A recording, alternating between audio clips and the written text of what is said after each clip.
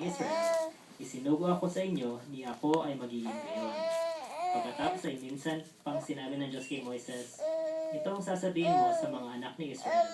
Isinugo ako sa inyo ni Jehovah na Diyos ng inyong mga ninuno, na Diyos ni Abraham, Diyos ni Isaac, at Diyos ni Jacob.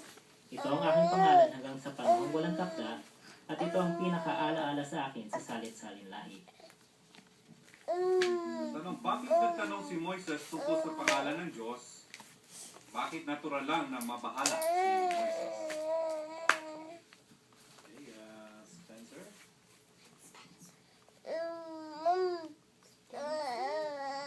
Lumilitaw na gusto niyang malaman kung anong uri ng Diyos si Jehovah po. Okay, totoo yan, ano? Ano pa? Sir Ramirez. Alam natin ang pagkamatanan na ni Moises, isiniwala na sa kanya ng Diyos na Jehovah yung kanyang pangalan.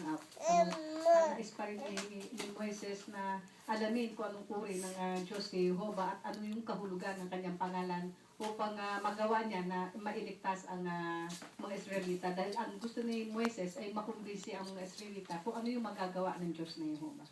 Yes, totoo yan. At bakit natural lang na mabahala si Moises? Brother Bulante?